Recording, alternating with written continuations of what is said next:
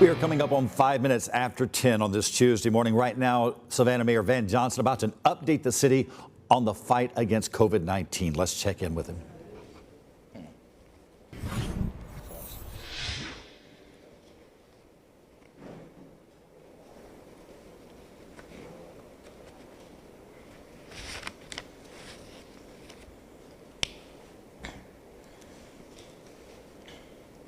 Good morning. Thank you for joining me for another of our weekly news conferences. In spite of all that we have recently experienced, our city continues to work and to move. And it's really just good to see you. This week, the city has started working toward a new normal while keeping the health and the safety of employees and citizens as our highest priority. We have resumed regular residential sanitation services, meaning that trash, recycling, and yard waste will again be picked up according to the regular established schedule. We've started easing some of the restrictions in our facilities, but there are strict requirements still that employees and visitors must follow before entering a City of Savannah building. Face coverings must be worn in all City of Savannah buildings. Visitors will be allowed in designated public areas, but they must wear a face covering. We will provide one if they do not have one. Employees will have temperature checks when entering city facilities. Anyone with a fever of 100.4 degrees or higher won't be allowed into the workplace and will be required to be tested for COVID-19 later that day. We are also working to increase social distancing in workplaces, add partitions to ensure separation, and upgrade our HVAC filtration and circulation to help keep staff safe. As of yesterday, bars can now reopen in our state, and I'm glad because I think I need a drink. And I'm asking that you continue to be safe while supporting our local businesses. If you go, please remember, we're still under a pandemic. If you go, please remember to socially distance from others and wash your hands regularly. I was glad, I was gratified, I was ecstatic to see so many people wearing face coverings downtown this weekend, especially at Saturday's demonstrations. Practical commitments like these will help us to prevent new COVID-19 cases. Starting today, the Georgia Department of Public Health is making its online COVID-19 daily status report more user-friendly while providing an accurate picture of COVID-19 in Georgia. The changes to the daily status report include once daily updates at 3:00 p.m. to allow time to process and validate laboratory and case reports, reordering the display of key summary metrics to show confirmed COVID-19 cases, hospitalizations, deaths, and ICU admissions. A breakdown of the total number of positive tests and the percentage of positives for each type of COVID-19 testing. Revised charts of key demographics that more clearly present data. And improved visibility of charts, refined labeling, and better supporting documentation of that data. The Department of Public Health will regularly review and update features of the dashboard to improve data quality and accuracy. Meanwhile, in City Council business, the City Council has approved the development agreement for a unique and innovative public-private partnership between the City of Savannah, the Savannah Economic Development Authority, and Rockingham Farms. This is a major development project that will create good-paying jobs in our city. More than that, the city will also set up job training scholarships with Savannah Tech for Savannah residents to become certified to get those good-paying jobs. And it creates new revenue and recurring revenue streams for other city projects and programs. We also approved an amendment to the land lease for the arena parking lot, which will save the city more than $1.6 million through the length of the lease. As many of you are familiar, we already had a lease. This extends it, but it also drops the cost of the lease, plus it adds taxes to be paid by the owners on the tax roll. This also provides a more stable parking solution for longer terms for the city's new arena. The City Council also approved accepting general requests for proposals for what to do with the property known as the fairgrounds. Council wants your ideas about how to use the Savannah Fairgrounds property. The RFP process should begin this week, and we are excited to see what comes out of that process. Also, last week we announced our Savannah First initiative that is already underway. Council gave consensus for us to move forward with this extremely innovative plan to not put Savannahans only, but to put Savannahans first. This creates an opportunity for our money to recycle locally. It creates an opportunity for our money to be recycled within businesses that also hire Savannahans, and then that money is also spent in Savannah. We've also made it easier to create pathways for minority, women, and owned businesses in Savannah to become certified and to be able to be eligible to compete for those city opportunities. As I said before, we're not giving business away to anybody. Businesses that want to participate must be local, they must be certified, they must be capable, and they must be qualified. And we really are going to insist on that. Also, today begins the last week of early voting for the June 9th primary and presidential preference election, which concludes this week. You can vote today through Friday from 8 a.m. to 6 p.m. at the Board of Elections main office, 1117 Eisenhower Drive, Suite E, or at the Pooler Municipal Court on Highway 80 from 10 a.m. to 4 p.m. Again, the Board of Elections main office from 8 a.m. to 6 p.m. Monday through Friday, or from the Pooler Municipal Court on Highway 80 from 10 a.m. to 4 p.m. You can also mail in your absentee ballot, or you could do as I did, is you complete your ballot, seal it, and drop it in the drop box outside of the main office behind Eisenhower Drive. Another important way for you to count is the 2020 census.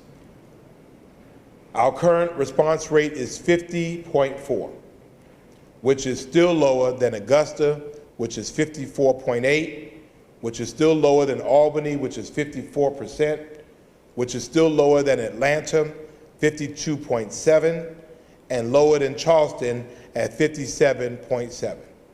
Come on, y'all. We're better than these cities. We have to show it. So I need you to push.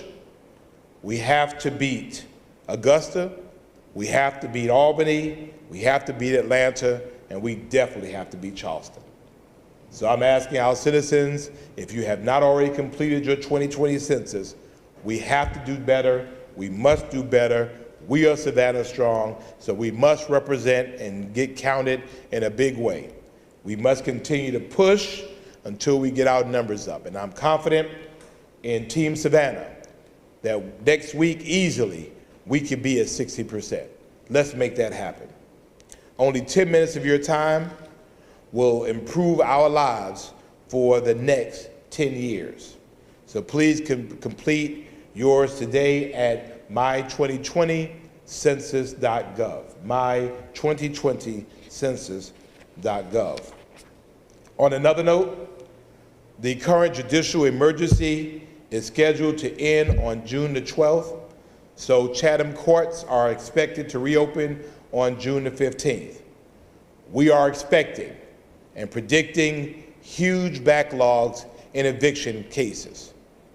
We know very clearly that 95% of those folks who will be on dispossessory cases are not represented. They lose their eviction cases.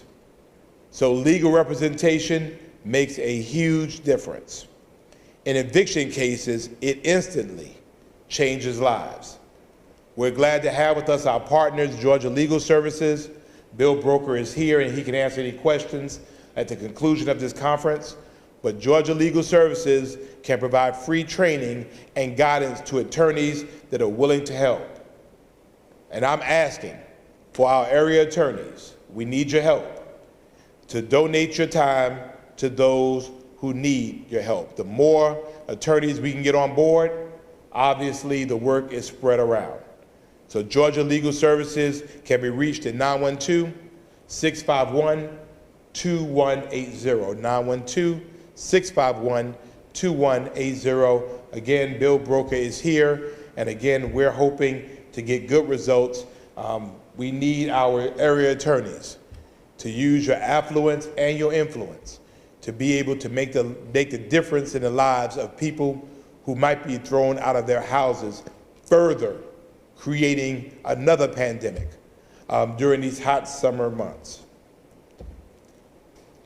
We are also now in hurricane season. So now is the time to start planning what you will do if we have a storm.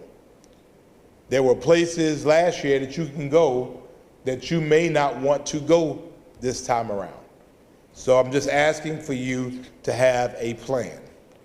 If you have special needs or you may need transportation or medical assistance to evacuate, I'm asking for you to make sure you sign up for the Department of Public Health Hurricane Registry.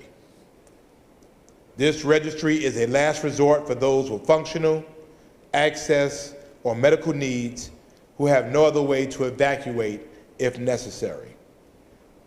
You cannot wait until a storm is approaching to apply. So if you think you'll need it, if you know people within your circle that might need it, we want you to go ahead and register.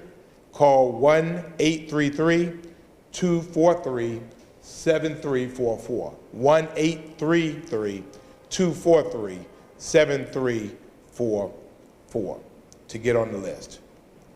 Finally, we're asking all Savannahans on this Friday to wear orange in honor of gun violence victims across the country and the many that are in Savannah.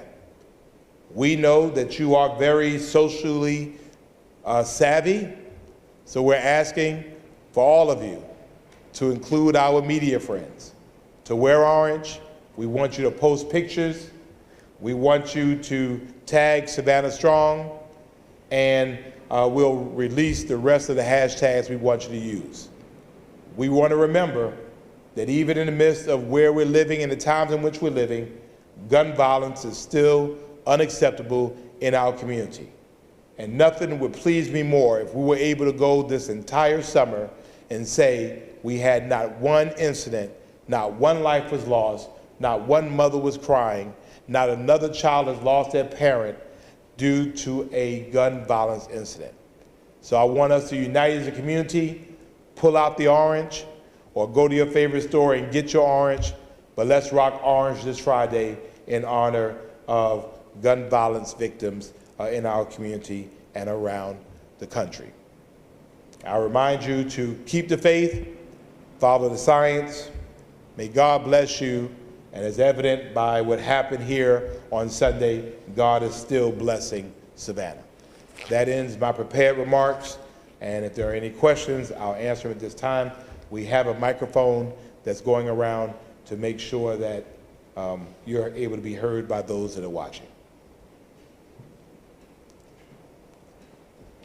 I'll use my advantage of proximity to ask the first question, if that's all right. Thank you. I do want to ask something in what you're encouraging religious institutions still to be doing. We saw a post actually from St. Francis Cabrini Catholic Church saying that they have canceled masses and confessions until further notice because there was someone who was at a ceremony recently that tested positive for COVID-19. What's your advice for houses of worship as they continue their services? This is real. We have convened what we call Savannah Faith, which is a coalition of faith leaders. We have a task force that is expected to give their recommendations within the next week or so to houses of faith. To our credit, most of our houses of faith are still closed. And we know that houses of faith are among the quickest ways to spread COVID-19 infections. So we're asking our faith community, our rabbis, our imams, our ministers, pastors, and temple leaders to do all they can to remain closed during this time until we're able to reach a plateau period in which it's safe to do so. Dr. Lawton Davis, the health department, met with our task force last week, gave them what I felt was helpful advice. And so now what the faith leaders are doing are actually creating some guidelines based on each different faith. As you know, different faiths have different ways of worshiping and gathering, especially it relates to sacraments and order of services. And so we know there's some general guidelines out there. We want to make them more specific to our faith community here in Savannah. So they are working. They met last week. I believe they're meeting this week, and I believe next week they'll be issuing their recommendations. But since you also asked that, and we'll release some more guidance on this later, this also relates to funeral homes and cemeteries. We will be meeting this week with our funeral home directors. We're asking them, if you remember in Albany, this started from a funeral.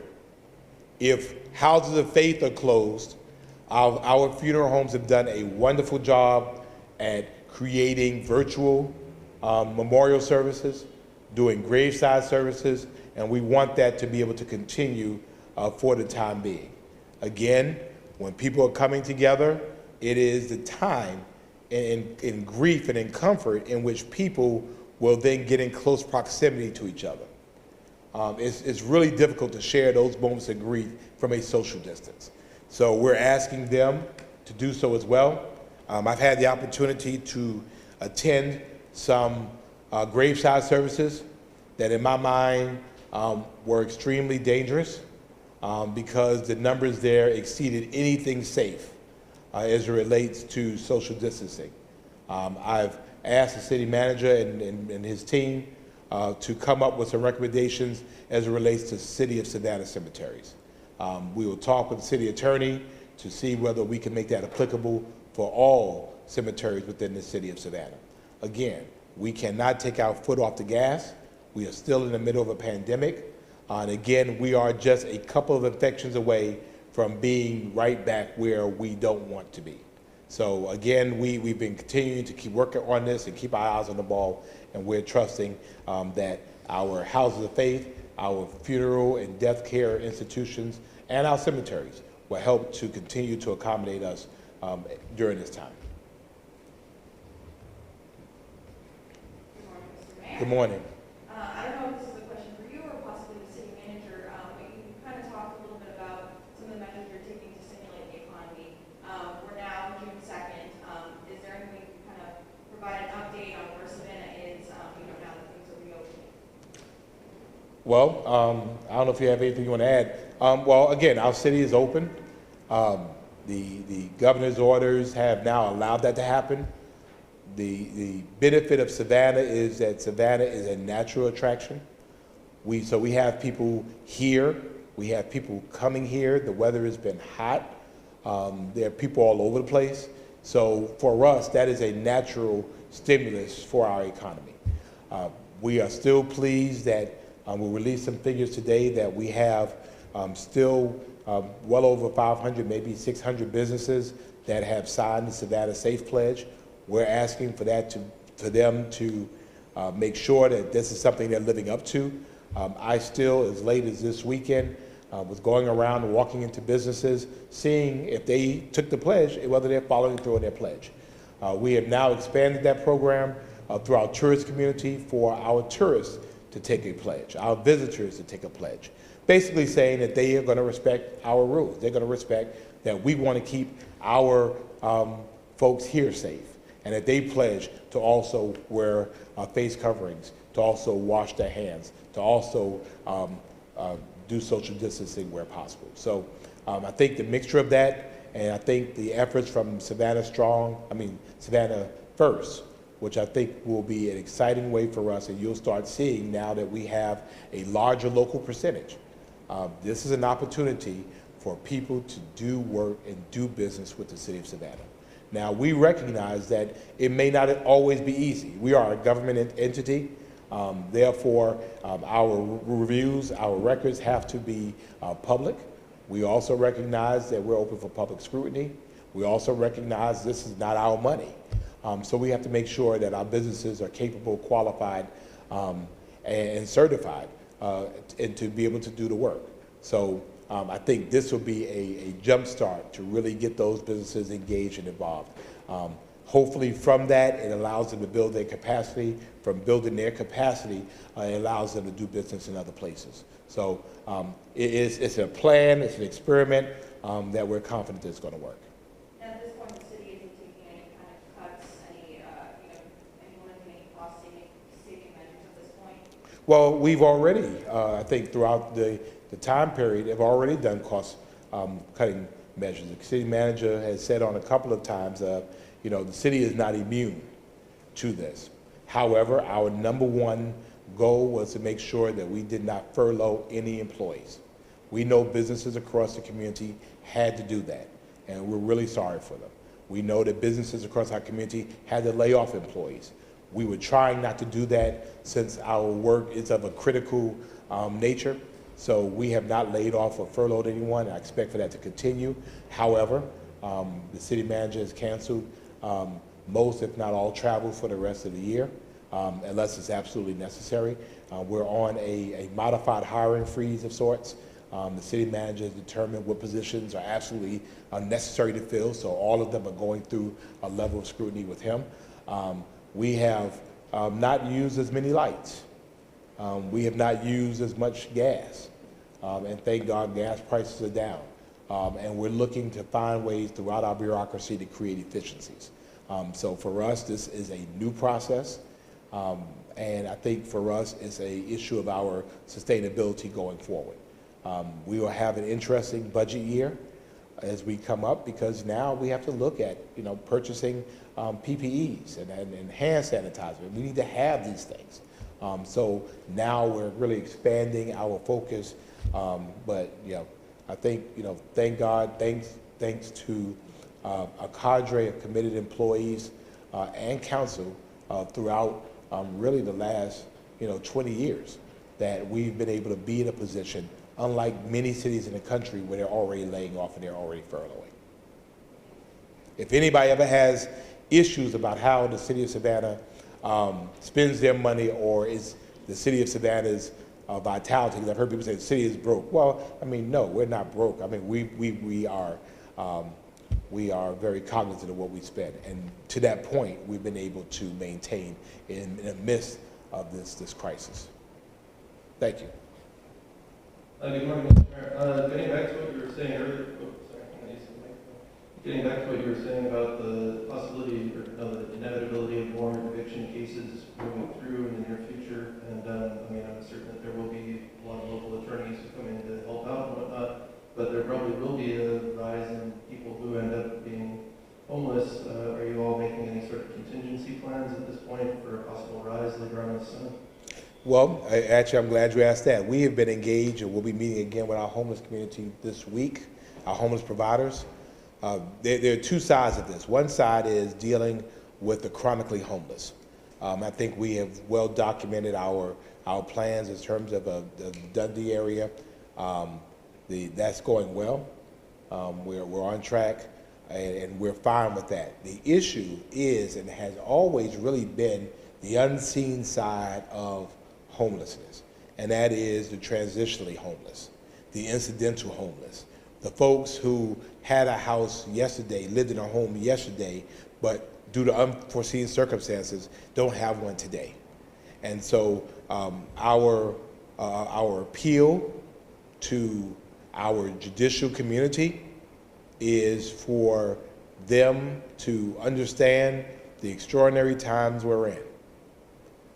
I don't think that during this time people just said, I don't want to pay rent.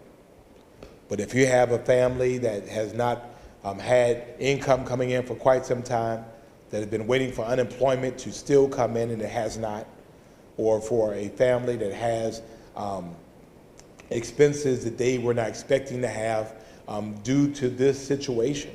I mean, I just hope that in their judicial processes, that they understand that sometimes people just need a little time. And I think having attorneys on board to help press that case, that people are not being shiftless, people are not being lazy, people are just enduring a pandemic, that this might help provide at least a window of time. Because we understand on the other end that landlords have to pay mortgages. We understand that. So again, hopefully there is opportunities for meetings of the minds to be able to create win-win situations and scenarios. And that's why I'm very glad and happy to have Attorney Broker, Judge Broker on board, and Georgia Legal Services to help us to navigate that. When the community is suffering, the community comes together, and I'm glad, and I'm expecting fully, and I'll be calling some local attorneys myself, and I'm gonna ask our city attorney to help me find some attorneys too. We need folks with that expertise to come advocate for those who can't advocate for themselves. Do you have any timeline on like when the court proceedings will start going in earnest? I don't have an idea. Judge, you have any idea? I do know that some hearings. Well, pass the microphone. This week. Pass, one second, Judge.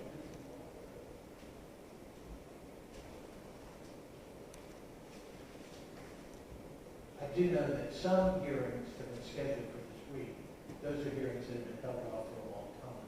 However, over the last 2 months, very few hearings have been held with respect to the dispossessory process. So what we anticipate is on the 15th, the courts will be up and running as close to normal as they were before the pandemic began. So we expect a large amount of folks who have been able to pay rent to be looking at dispossessory warrants and trying their best to come to fruition. And the city of Savannah, to the other end of it, we are still not disconnecting water service right now. However, water bills are still due. We'll get to a point in which we'll start requiring payments again. So again, we're asking people, just because we're not disconnecting does not mean that the water bill is still not due. And again, we're asking people, if they can pay it, pay it. Again, we don't want to be put in a position of cutting anybody's water off, but there'll come a point in time in which we're going to have to really start looking at that again. Good morning, Mr. Mayor. Good morning.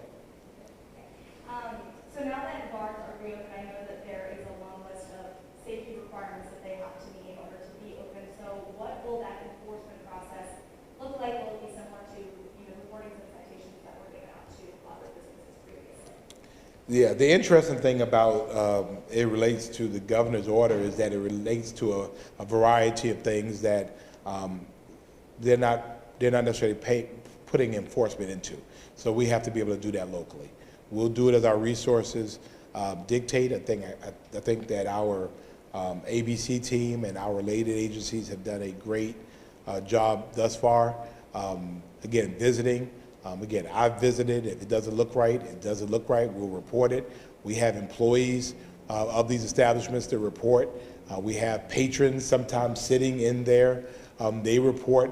And we have social media, because people will go to these places and take video And next thing you know, it's on Snapchat and it's on Instagram. Well, the mayor has Snapchat and Instagram too. And so I'll grab it and I'll send it and say, this is what's going on over here. And so, again, our police have intelligence, and they've done a really good job of jumping on those things, sometimes catching the Instagram in the middle of the Instagram. And so that's been a good way for us to provide enforcement. And we'll continue to enforce. We're serious about it. And again, we have the ability to shut businesses down that are not complying, and we intend to do that if they're not complying.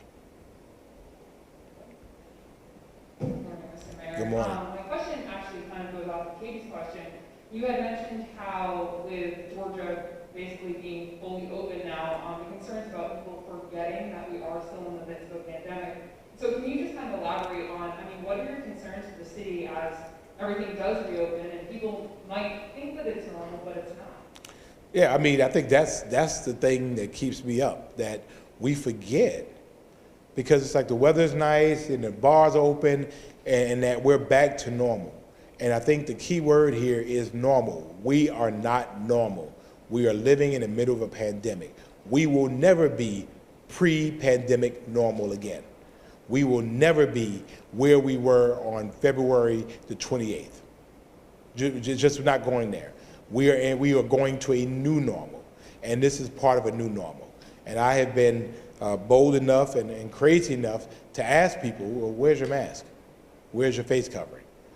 We gave away 14,500 face coverings in this community, and we are prepared to give away as many as we can. And we've had local partners that have been gracious enough to provide us face coverings for the police, for other first responders, and I've walked up to city employees that are not wearing face coverings. And I'm asking them, again, the city manager issued a directive requiring city employees to wear face coverings. Again, we're serious about this, and we want people to take it seriously too. My other question for you is, you talked about how the city itself, as an operation, is starting to get back to normal. Obviously we kind of see it here, we're here today. And so how close is city council to getting back to their normal, per se? I don't anticipate getting back to in-council meetings anytime soon. I think there is a couple of issues with this. First of all, we are not necessarily a very young council, so we want to make sure we protect our council members. Also, we have, when the council is in session, there is city staff that have to be here. We want to make sure we protect them. And then also, in the public space, we let the public in, and we want to make sure we protect them as well. There are, and I believe that becomes a part of our phase, that's phase 5, phase 4? 4 or 5? Yes, phase 5. So once we get to that point, which meant that we have checked all of the other boxes, and basically we have arrived at the destination of our new normal, then we'll start instituting these meetings again. Be honest with you, I miss being in person. I think there's a dynamic in person that you don't get through Zoom. However, fortunately, we have the technology. We've been using it well, and we just need to refine it, because we're also now in hurricane season. So we'll have to create opportunities in which our city can operate, and we have a continuum of operations in the event we cannot physically meet. My final question for you is, after seeing how the city can operate virtually, and like you said, all the technology that we do have, do you think even moving forward, once we get to phase 5 and that new normal, do you think the city will still continue to use the technology and kind of the different ways to communicate that you've had through the pandemic? Absolutely, absolutely.